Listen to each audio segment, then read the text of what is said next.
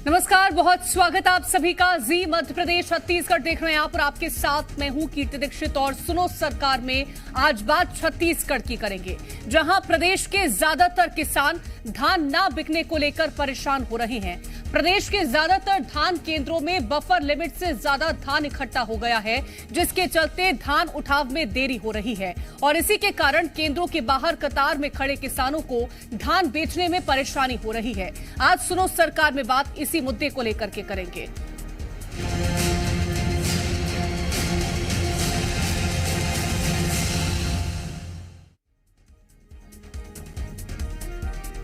तो किसानों को जिस तरह से परेशानी हो रही थी वो मुद्दा भी हमने आपको दिखाया है, लेकिन जिस तरह से मकर संक्रांति के मौके पर हमने देखा कि किस तरह से चारों ओर चाइनीज मांझे का कहर है, कातिल धागा लोगों को लहूलुहान कर रहा है और जिम्मेदार मौन है। सरकारी आदेश जारी कर कर्तव्य निभाया गया, लेकिन सख्त कार्रवाई नहीं की गई। नतीजा जानलेवा धागा खून बहा रहा है।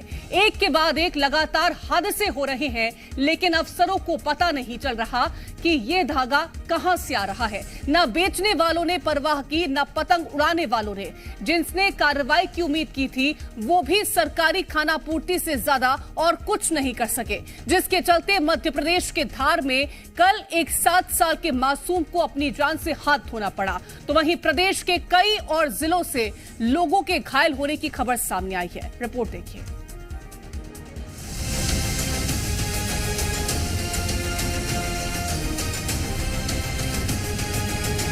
मध्य प्रदेश में मकर संक्रांति पर हर साल नायलॉन का चाइनीज मांझा मूक पशु पक्षियों के साथ साथ आम इंसान की जान ले रहा है, लेकिन चाइनीज मांझा बेचने वाले और खरीदने वालों पर प्रशासन द्वारा कोई कारगर कदम नहीं उठाए जाने के कारण मध्य प्रदेश में कल हादसों की बहार लग गई। एक के बाद एक हादसे की खबर सामने आने लगी। कातिल चाइनीज मांझे ने कल एक 7 साल के मासूम की जान ली। पिता के साथ मोटरसाइकिल पर जा रहा मासूम मांझे की चपेट में आ गया, जिसके बाद उसकी मौत हो गई। गुस्साए परिजनों ने आज सुबह रोड पर बैठकर चक्का जाम किया। प्रशासन के खिलाफ नाराजगी इस वजह से भी वाजिब है क्योंकि मासूम की मौत से एक दिन पहले ही धार में एक 65 वर्षीय बुजुर्ग चाइना डोर की चपेट में आ गया, जिससे उसकी जान खतरे में पड़ गई। वहीं 4.5 साल के मासूम के चेहरे पर कट लगने से 10 टाके लगाकर उसका जीवन बचाया गया। वहीं घटना के बाद मासूम के पिता का दर्द छलक उठा। पिता बोले, उनका बेटा चला गया, 50,000 में क्या होगा। आज मेरा बेटा गया है, कल किसी और का बेटा जा सकता है। चाइना का धागा बंद करवाओ, सजा दिलवाओ उनको। चाइना जो बेच रहा है, दुकान पे बिक रहा है, पतंग धागे की दुकान पे। आज हमारा बच्चा था, कल किसी और का आ जाएगा। अब बच्चा तो शांत हो गया, अब दूसरा बच्चा भी कोई लिख लेके जाए, वो भी मर सकता है, कहीं भी दुर्घटना हो सकती है। तो मध्य प्रदेश के मंदसौर में भी चाइनीज मांझा धड़ल्ले से बिक रहा है। सुप्रीम कोर्ट के आदेश के बावजूद मंदसौर में चाइनीज मांझे का कारोबार जारी है। तो चाइनीज मांझे की बड़ी धूम है। चाइनीज मांझा जो बेच रहे थे, जिनकी अब पतंग की दुकान नहीं है, वो हाथ में थैली में लेके गली गली में से निकल के और घूम के और बेच रहे थे। तो क्या कारण है, फिर भी लोग क्यों पसंद कर रहे हैं? वो टूटता नहीं है बिल्कुल, यानी बहुत कड़क डोर होती है, बहुत टाइटनेस रहती है, तो वो गले में आके भी अटक जाती है। तो छिंदवाड़ा में भी चाइनीज मांझे की बिक्री जारी है। प्रतिबंधित होने के बावजूद खुलेआम बाजारों में चाइनीज मांझा बिक रहा है। वहीं जिले में तमाम लोग इस कातिल मांझे के शिकार हो चुके हैं। मानकर स्कूल गए थे, फिर वापस में आते हुए सौरभ गाड़ी चला रहा था, आगे मांझे के आने से हाथ में लग गया गाड़ी और मेरे को हाथ लग गया। धागा दिखाने नहीं मेरे को जाती था जी, फंस गए गाड़ी पे, गले में फंसा। हाँ। तो उज्जैन में भी 20 साल की छात्रा की जान इस चाइनीज मांझे ने ले ली। स्कूटर पर अपने मामा के साथ जा रही छात्रा के गले में मांझा फंसने से मौके पर ही उसकी मौत हो गई।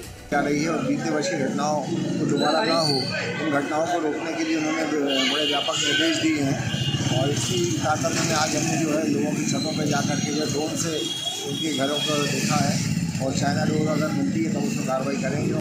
बता दें कि चाइनीज मांझे से हर साल पशु पक्षियों के साथ साथ आम इंसान भी चपेट में आ रहे हैं, लेकिन इसकी बिक्री पर कोई रोक नहीं लग पा रही। प्रशासन द्वारा चाइनीज मांझे को लेकर सख्त आदेश तो जारी किए जाते हैं, लेकिन दोषियों के खिलाफ कोई सख्त कार्रवाई नहीं की जाती, जिसका खामियाजा प्रतिवर्ष आम इंसान अपनी जान देकर चुकाते हैं। ब्यूरो रिपोर्ट, जी मीडिया। और आखिर आपको अब ये बता देते हैं कि जो चाइनीज मांझा है वो कैसे बनाया जाता है। दरअसल चाइनीज मांझा और धागों से अलग होता है, इसको अलग तरीके से बनाया जाता है। मांझा बनाने के लिए शीशे का बुरादा इसमें इस्तेमाल किया जाता है। नायलॉन और मेटेलिक पाउडर से मिलकर के इस मांझे को तैयार किया जाता है। नायलॉन पर कांच या लोहे के चूरे से धार लगाई जाती है। तेज धार के लिए गोंद और मैदे का इस्तेमाल किया जाता है।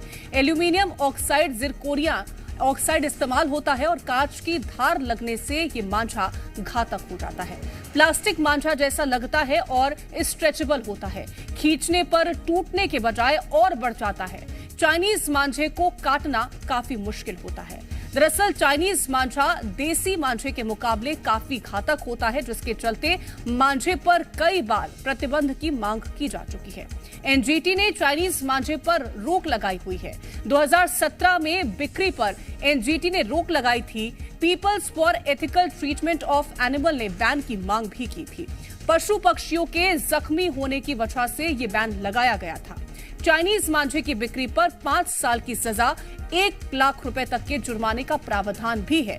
बैन के बाद भी धड़ल्ले से बिक रहा है चाइनीज मांझा। कई लोगों की चाइनीज मांझे से मौत हो चुकी है। कई बच्चे चाइनीज मांझे की चपेट में आने से घायल हुए हैं और चाइनीज मांझे से लोगों के गले, कान और हाथ भी कट चुके हैं। बैन के बावजूद चाइनीज मांझे की डिमांड इतनी ज्यादा क्यों है, ये भी आपको बताते हैं। दरअसल सूती के मांझे से बहुत मजबूत होता है। चीनी मांझा प्लास्टिक या नायलॉन से बना होता है। पतंगबाजी में देसी मांझे को आसानी से काट देता है।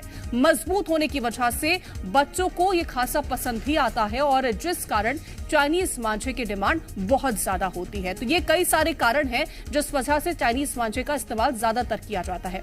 तो आपको इस मौत की डोर को लेकर के तमाम सवाल जो उठ रहे हैं वो भी बता देते हैं। पहला सवाल ये, प्रतिबंध के बाद भी क्यों बिक रहा है चाइनीज मांझा? दूसरा सवाल, बैन के बाद भी प्रदेश में कहां से आ रहा है चाइनीज मांझा? तीसरा सवाल, जानलेवा मांझे की बिक्री के लिए कौन जिम्मेदार है? चौथा सवाल, चाइनीज मांझा कब तक लेगा मासूमों की जान? पांचवा और अहम सवाल, लोग क्यों खरीद रहे हैं मौत की डोर? तो कई सारे सवाल इस बीच खड़े हो रहे हैं और चर्चा के लिए हमारे संवाददाता जुड़ गए हैं। धार से कमल सोलंकी हमारे साथ मौजूद हैं, उज्जैन से राहुल राठौर हमारे साथ जुड़ गए हैं, मंदसौर से मनीष पुरोहित हमारे साथ जुड़ गए हैं। सबसे पहले कमल आपके पास आना चाहूंगी, ये जो मौत का मांझा है, ये जो डोर है, इसका इस्तेमाल धड़ल्ले से हो रहा है जबकि इसको बैन कर दिया गया है। हर बार एक वाकया सामने आता है, उसके बाद आवाज और तेज हो जाती है, लेकिन फिर मामला ठंडे बस्ते में। देखिए, निश्चित तौर पर जो चाइनीज मांझा है इसको लेकर प्रतिबंध लगाया गया है। प्रतिबंध के कारण कलेक्टर्स जो है आदेश भी जारी करते हैं संक्रांति के पहले, और प्रतिबंध लगाए जाने के कारण ये भी कहा जाता है कि इस पर रोक लगाई गई है, इसको ना खरीदे। लेकिन खानापूर्ति के लिए आदेश जारी होते हैं, लोग खरीदते हैं क्योंकि बहुत मजबूत होता है और ये फिर सड़कों पर और आसमान में दिखाई भी देता है। यदि ठीक प्रकार से पाबंदी की जाए, महज 10 से 15 दिन पहले यदि प्रशासनिक अमला सड़कों पर उतरता है तो जो दुकानदार इसको बेचने वाले को ना बेच पाएंगे और जो खरीदने वाले इसको खरीद नहीं पाएंगे। लेकिन जो खरीदने वाले लोग हैं, इसको खरीदने के बाद बिल्कुल, तो देखिए जिस तरह से बाजारों में इसकी उपलब्धता रहती है, इस वजह से कहीं ना कहीं खरीदी और बिक्री भी होती है। लौटूंगी आपके पास कमल। राहुल राठौर का रुख करना चाहूंगी, उज्जैन से हमारे साथ मौजूद है।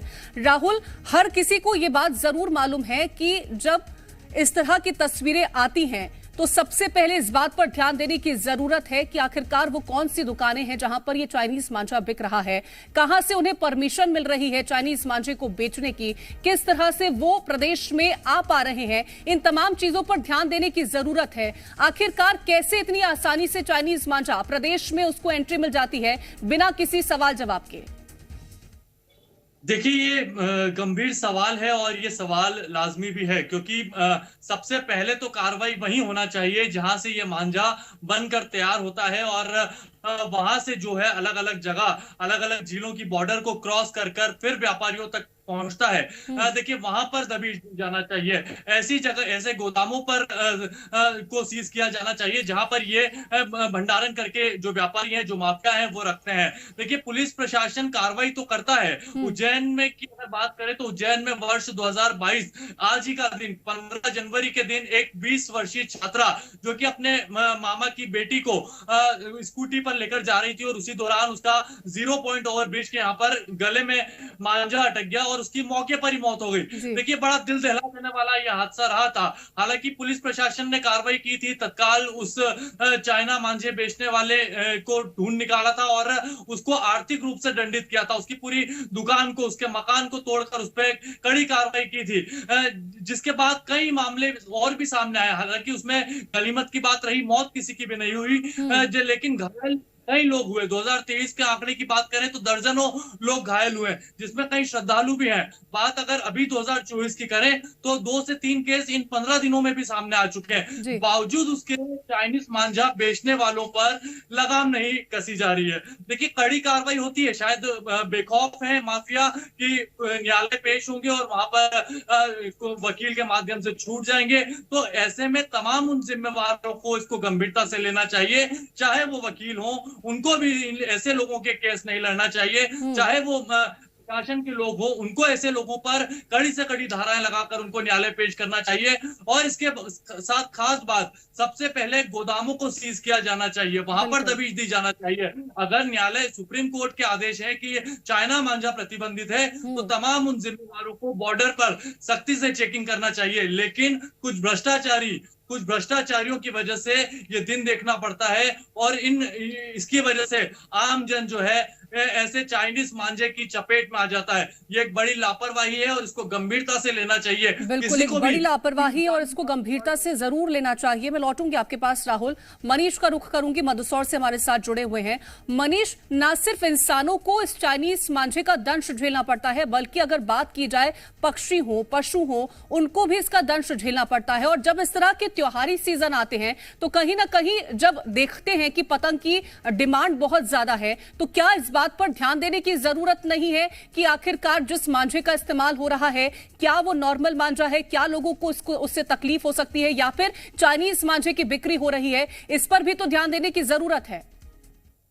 जी बिल्कुल, पूरी तरह से प्रशासन की नाक के नीचे पूरा व्यवसाय होता है। और कल ही एक युवक की जान जाते जाते चाइनीज मांझे की वजह से गलोदाम में बची है, तो निश्चित तौर पर ये न सिर्फ इंसानों बल्कि पशु पक्षियों के लिए भी जानलेवा साबित होता है। और हर बार प्रशासन के नजर में यह होता है कि इस तरह का व्यवसाय होना है, लेकिन क्यों पहले से ही जो उचित कदम उठाए जाने चाहिए उन कदमों को नहीं उठाया जाता।